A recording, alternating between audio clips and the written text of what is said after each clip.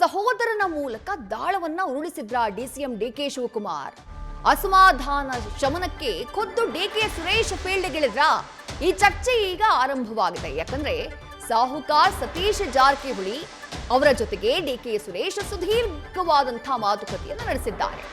ಸಚಿವ ಸತೀಶ್ ಜಾರಕಿಹೊಳಿ ಅವರನ್ನ ಭೇಟಿಯಾಗಿ ಚರ್ಚೆ ಮಾಡಿದ್ದಾರೆ ಡಿಕೆ ಸುರೇಶ್.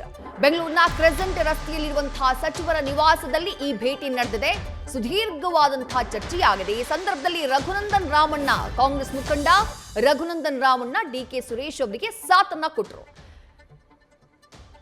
ಸಚಿವ ಸತೀಶ್ ಜಾರಕಿಹೊಳಿ ಅವರನ್ನ ಡಿಕೆ ಸುರೇಶ್ ಭೇಟಿ ಮಾಡಿರುವುದು ಸದ್ಯ ಸಾಕಷ್ಟು ಕುತೂಹಲಕ್ಕೆ ಕಾರಣ ಆಗ್ತಾ ಇದೆ. ವಿವಿಧ ರೀತಿಯಾದಂತಹ ಚರ್ಚೆಗಳು ಕಳೆದ 2-3 ದಿನಗಳಿಂದ ನಡೀತಾನೆ ಇದ್ದಾವೆ.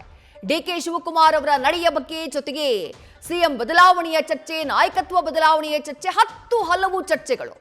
ಆ ಚರ್ಚೆಯಲ್ಲಿ ಅಪೋಸಿಟ್ ಡೈರೆಕ್ಷನ್ ನಲ್ಲಿ ನಿಲ್ತಾರೆ ಸಚಿವ ಸತೀಶ್ ಜಾರಕಿಹೊಳಿ ಅವರು. ಆದ್ರೆ ಸಚಿವ ಸತೀಶ್ ಜಾರಕಿಹೊಳಿ ಅವರ ನಿವಾಸಕ್ಕೆ ಡಿಕೆ ಸುರೇಶ್ ಭೇಟಿಯನ್ನ ಕೊಟ್ಟಿರುವುದು ಸದ್ಯ ಕುತೂಹಲವನ್ನ ಕೆರಳಿಸಿದೆ. ಯಾವ ಕಾರಣಕ್ಕಾಗಿ ಭೇಟಿಯನ್ನ ಕೊಟ್ಟರು? ಬೇರೆಯದ್ದೇ ರೀತಿಯಾದಂತಹ ತಂತ್ರಗಾರಿಕೆಯ ಮೊರೆ ಹೋದ್ರ ಡಿಕೆ ಶಿವಕುಮಾರ್ ಅವರು? ಯಾವ ರೀತಿಯಾದಂತಹ ದಾಳವನ್ನ ಉರುಳಿಸಿದ್ದಾರೆ ಹಾಗಾದ್ರೆ ಡಿಕೆ ಶಿವಕುಮಾರ್ ಅವರು? ಸದ್ಯ ಈ ಚರ್ಚೆ ಕೈಪಾಳ್ಯದಲ್ಲಿ, ಜೊತೆಗೆ ರಾಜ್ಯ ರಾಜಕಾರಣವನ್ನ ಬಹಳ ಕುತೂಹಲದಿಂದ ನೋಡ್ತಾ ಇರುವವರಲ್ಲಿ ಜಾಸ್ತಿ ಆಗ್ಬಿಟ್ಟಿದೆ.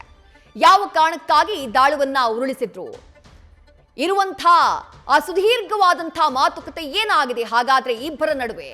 ಸಚಿವರ ನಿವಾಸಕ್ಕೆ ಹೋಗಿ ಡಿಕೆ ಸುರೇಶ್ ಮಾತುಕತೆಯನ್ನ ನಡೆಸಿದ್ದಾರೆ. ಹಾಗಾದ್ರೆ ಅಸಮಾಧಾನ ಶಮನದ ಪ್ರಯತ್ನನ ಇದು?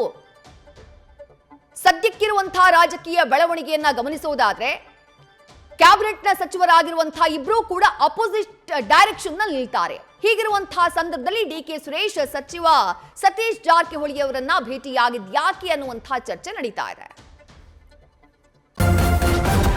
ನ್ಯೂಸ್ ಫಸ್ಟ್ ನಿರ್ಭೀತಿಯಿಂದ ನಿಮ್ಮ ಪರವಾಗಿ.